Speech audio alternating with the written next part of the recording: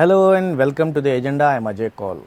In this program today, we will discuss why Indian Armed Forces are opting for leasing of military equipment.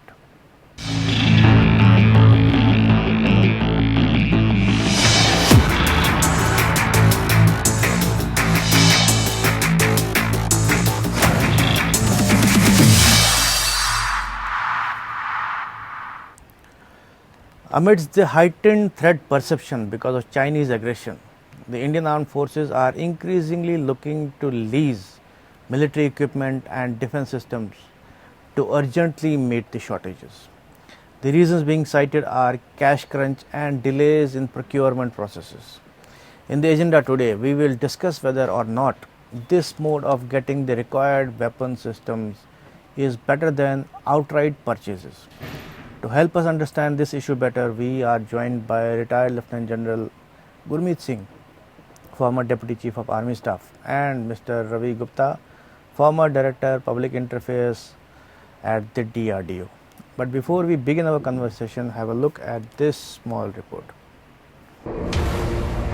From mid-air refueling aircraft and trainer planes to drones, light utility helicopters, minesweepers, the armed air forces are increasingly looking to lease military equipment and platform to plug urgent operational gaps amidst the heightened external threat perception and fund crunch. The Army is finalizing the lease of 4 advanced Heron Mark II medium altitude, long endurance unmanned aerial vehicle from Israel, even while the upgrade of its existing drone fleet is underway. The Navy is already extensively using 2 MQ-9B Sea Guardian drones, variants of the iconic armed Predator drones for long-range surveillance missions over the Indian Ocean after leasing them from a US firm last November. The Maritime Forces also recently issued a request for information to foreign companies for the lease of 24 twin-engine armed light utility helicopters with all maintenance support for a period of 5 years. This comes against the backdrop of continuing delay in even launching the long-delayed Rs 21,000 crore Make in India project for 111 naval utility helicopters with foreign collaboration to replace the existing fleet of obsolete single-engine Chetak choppers that operate from warships. The aim is to mitigate short-term capability gaps. Leasing was introduced as separate provision in the defense acquisition procedure last October. It will cut capital cost and time delays, particularly at a time when the defense preparedness has assumed top priority in view of Chinese military aggression in the Ladakh sector. Bureau Report. Now let's welcome our guests, Lieutenant General Gurmeet Singh and Mr. Ravi Gupta. Welcome to the program, both of you. So I'll first go to General Gurmeet Singh about the armed forces opting for leasing of weapon systems rather than outright purchases now.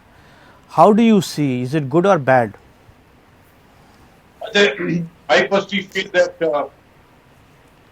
this option of lease, I think it's an excellent step, and this is a path-breaking step, and it's a very good modification in the policy.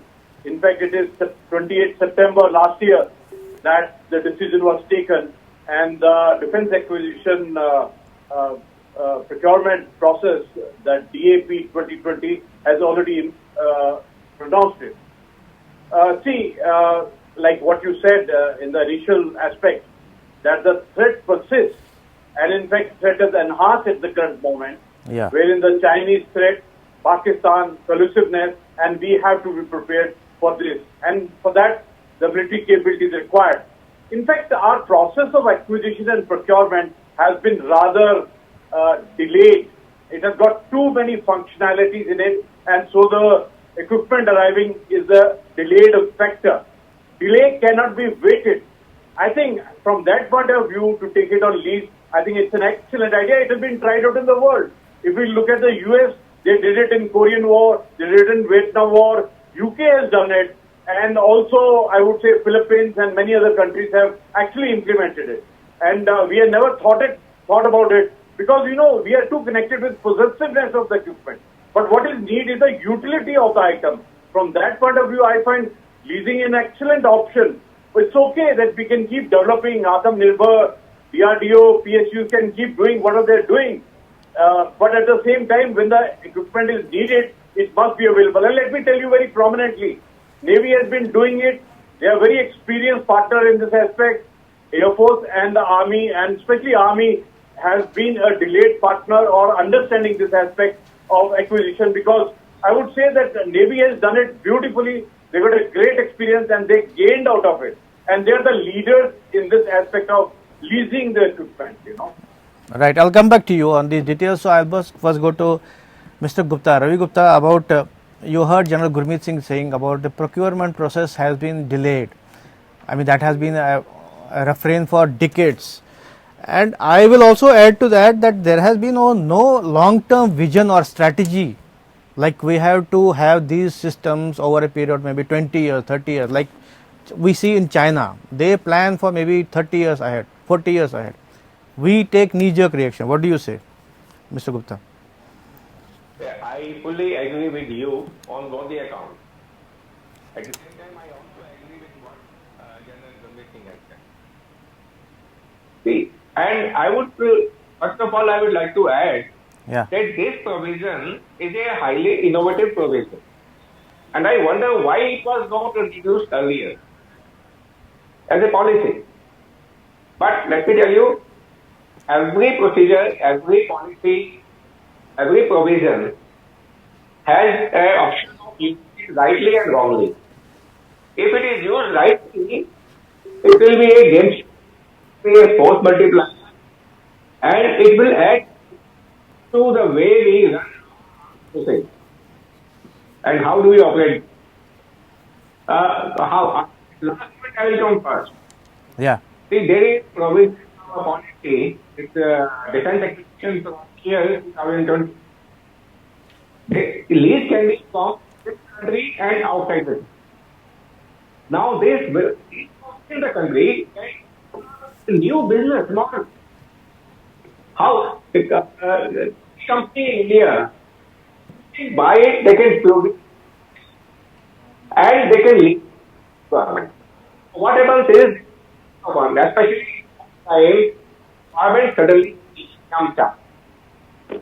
So why should our army relate to anyway, and not to equipment, not to equipment, maintenance other, right?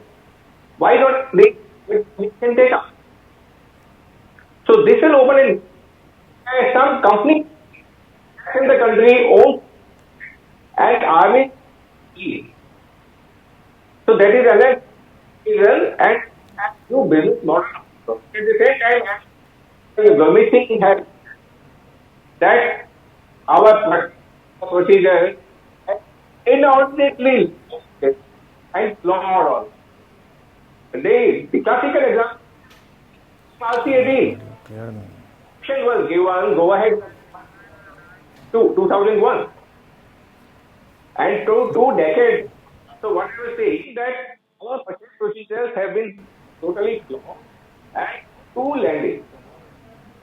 So of course, apart from reviewing the purchase procedure, acquisition process itself, the new provision of technology is going to open new models of business in the country at the same time provide the fighting, whether it is weapons or only.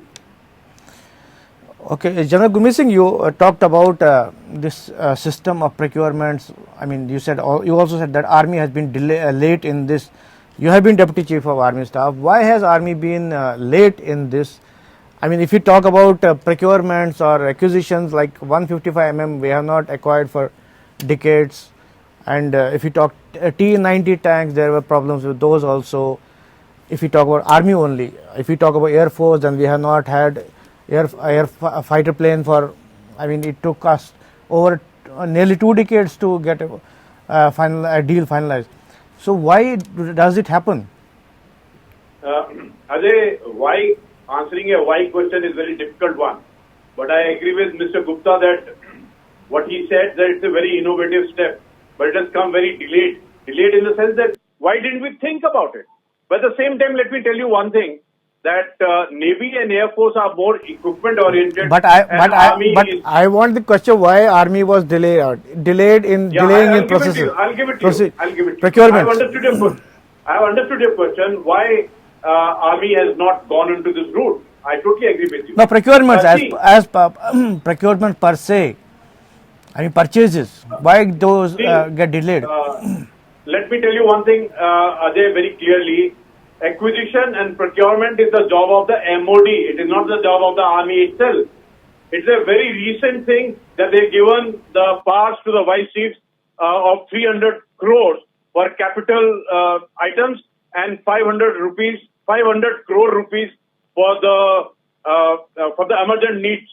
And acquisition and procurement has been through and through the responsibility of the MOD. That's why they got the PSUs for the production aspect of it. In fact, they only think where the Army is involved is to put in the request, process the entire thing till acquisition of necessity, then do the field trials. But acquisition and the procurement and all the processes, MOD is the one who is solely responsible for it. If there was a delay, if there was a procedural delay, or if there was anything to do with the commercial aspect, it is the responsibility of the MOD. That must be understood. At the same time, let me tell you one thing, that Navy has been much sharper in this aspect of procurement, production and acquisition, because they are equipment oriented, whereas the Army is operational oriented. You can't give the responsibility of the acquisition and the procurement also to the Army apart from the operational responsibility. So that must be understood. Yeah. So I'll request you, because when you say that Army is responsible for procurement and acquisition, that may be absolutely a wrong area for investigation and research. No, I wanted to provoke you to answer this question. That is why I answered. So, Mr. Gupta, your provocation is absolutely dot on. Yeah. So Mr. Gupta, as we talk about this, as you heard General Gurmeet Singh, bureaucratic. Actually, I could understand that it's a bureaucratic red tapeism or maybe delays because of that is hampering and holding back our procurement processes. So you have been in DRDO, you have been in governance. So how do you think these shackles should be broken? See, the only way of breaking this shackles is that you keep the bureaucrat aside. Enough is enough. Last 73 years or so, these guys have been getting all the authority, but absolutely no accountability. If there is a delay development of a particular item, they will blame the DRDO. If there is something happened in 1992, and they are blaming the Army. It is other than the Army had 1962 in a unique heavy losses to our soldiers. But where are the? They were the one who supply weight, all kind of equipment system. They never did it. Did they hang any? No. Similarly, DRDO. Their funds are countries. Their scientists who work in very inhuman conditions because of the security part. Too much over. Scientists working 12 hours a day. Then these discussions, you are delaying it. No. Is something wrong? Why not they had? Take the recent example.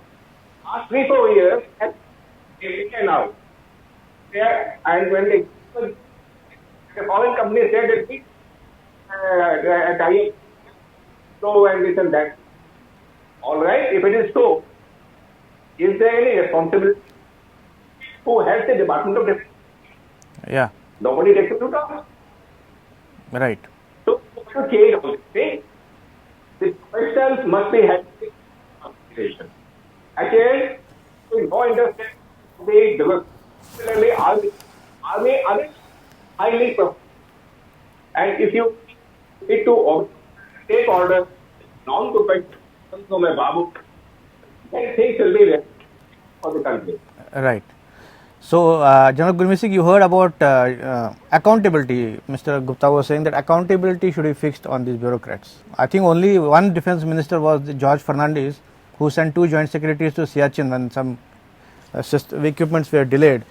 So, there is also a perception that bureaucrats don't sign the files or maybe cancel the deals at this last minute, or because of the fear of allegations of kickbacks. I know several deals were cancelled when they were a very advanced stage because somebody alleged that their kickbacks have been, there have been bribes have been paid and all that. So, is that a fear that is, creating problems? Ajay, firstly, I would like to compliment Mr. Gupta for being direct and dot on. In fact, I would say that the bureaucrats in the MOD, they just want to wield power in the commercial aspect of the acquisition and procurement. But they don't want to be accountable and responsible. This is a basic error. And I would say that they have kept this entire chunk, which has got the butter of commercial content with themselves. And rest all the blame is given to the others who actually needs the thing. I think Atmanirbhar initiative that India has taken is an excellent thing, and it is actually a shake-up on the PSUs that we have. What are they doing? They are also under the bureaucrats. In fact, this whole game of production, industrial defense production by the infrastructure of the PSUs, and also procurement and acquisition from abroad, I think this has been controlled by the bureaucrats, and they've got to be, I would say that the center of gravity, as Mr. Gupta has so beautifully has told, they've got to be shaken up on this aspect and all. They can't affect the national security of the nation. In fact, I think we need to take a bold step, and this step of, I would say, the government towards focusing on the defense production within the country, telling the private industry. In fact, there are n number of our defense-related private industries who've been trying to contribute to the national military wherewithal for the last 20 years or so, but they've not been able to find a space because these bureaucrats don't let them come and participate in the whole process of defense industrial production. I think it's high time that we understand we got the threat at our borders, LAC, LOC, internal threat, all of them I think the nation has got to face. And therefore, there can't be any delay on these major statistical redirections that the nation has got to go through. Right. I think that is important from the national security perspective point of view. Yeah, you have a valid point, but we had to stop here for a break. Small break, we'll be back and resume the discussion. Talking about the armed forces opting for leasing of military equipment for urgent to meet the urgent shortfalls. So I'll go to Mr. Gupta about you heard General Gurmeet Singh talking about private sector should be involved. Since you have been in DRDO, so what is the problem of involving? Now I think we are liberalizing, the government has liberalized this scenario, but earlier what was the problem of involving private sector? If you see in America and all, if you see Israel, other countries, defense equipments have been made by private companies, and which we are acquiring. We have no problem with that. What do you say? See, if we talk genuinely, there is absolutely no problem in involving private sector. As a matter of fact, there is no way out. There is no space for government company. Government's job is to govern, not to do business. So, all production has to go ultimately to private company. The only thing holding back was his vested interest. As a matter of policy, it's a policy is whose vested interest? The people want it. Tell me from the data scanner took place in 1968. Every big state has been involved with some kind of a charges of suspicion by being a candidate, whether it is bombers or it is actually calculated, or whether it is any big name, thank you. Now, those, if there are people, this is a big thing. Because on secrecy, on the other hand, they either the foreign company have ample right money to his bank or foreign bank. So that was the. So I might not understand. any other in the private sector. As far as DRDO has very experience with the if you remember, in 2000, private sector barred for that edit subsystem level. And that DRDO made job. And that is the reason many of the programs were successful. Because we did not have power. So we encouraged it. Even till we were close target more than to 800 the companies, which were some of them were sector and DA, and they have done job. And in terms of joining you, the company grow from small sector to the large. I can give you numbers, and they have all of them there immensely to our system. Yeah. Our how can we say of our strategic Agni and all? Involvement of large number we never fit. Right. So I don't think the problem it was only So General Gurmeet Singh, as you heard Mr. Gupta saying that it was vested interest. So but we have heard that it is a secrecy part that apparently the impression was given that you cannot trust private companies because secrecy is involved in this. What do you say? I once again, repeatedly, I compliment Mr. Gupta for being absolutely pointed. See, this vested and secrecy, both are great friends among themselves. Whatever the reason may be, the intention behind is wrong, The important is that we must enhance our military capability.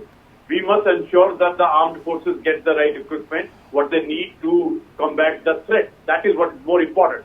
But at the same time, I would like to say, Ajay, that I would like to compliment the Raksha Mantri in the sense that they've taken this beautiful initiative of going up with the lease policy, that they are giving this liberty to go in for the lease. And also recently that the Vice Chief of Armed Forces, they have been giving this freedom or financial authority, powers. Financial power of 300 crore for capital and 500 crore for emergent needs. I would say they should be enhanced. Actually, we should go in for the lease of those things which are in the sports systems, like for surveillance, like UAVs, like hackers, like many other needs which are there. In fact, there is no limit to what can be leased. I would say even the aircraft can be leased. So actually I was coming to that. Is it feasible and practical to lease a fighter plane, other equipment, trainer pilots and trainer planes and other equipment, drones, etc. is okay, but is it feasible to lease a fighter plane? Emotionally, it should never be done. To be very honest. But and strategically also, because you have to configure those planes, fighter planes, isn't it? I would say when you need an enhanced capabilities and it's an emergent condition, then it's a different perspective. In fact, I would say that all decisions have got to be customized to the moment, environment, and the need. That is what is important. And in fact, I would say that if you look at, since you use the word strategic, US had leased the entire fighting in Afghanistan to Pakistan at one point of time. What was that? A strategy or a no strategy? In fact, I would say that US in the Korean War and Vietnam War went for big level leasing the requirements. That was also a strategy. If the need is there, then it's absolutely okay. But one thing must be understood, that in the war, there is no choice but to ensure that there is an assured success. But anything strategically which adds into the assured success is the need of that moment and should be done. Right. So, Mr. Gupta, you wanted to say something, I guess. Yeah, I would like to add. That, yes, okay, leasing, they emotionally, as General Gupta said, it is an emotional issue with leasing the fighter aircraft. But at the same time, let's not forget that lease can be of different types. It can be a dry lease, it can be a wet lease, it can be some kind of a damp between, and this can also be, you are taking full control, and we have a right and not to buy it. Thirdly, there is an option lease for the Indian company. So today it may sound kind of unimaginable. With the Bharat process, I think tomorrow and we will have half a dozen which will be doing absolutely whatever forces. They can play into the needs of the armed forces, but also the forces as well. Yeah. So this is a very interesting topic about leasing, whether this should be done or not, but apparently you both agree it should be done. But the time of this program today is over. I thank you, both of you, for participating in this debate. This is all in the agenda today. Thanks for watching. I'll be back with another important topic tomorrow. Till then, goodbye.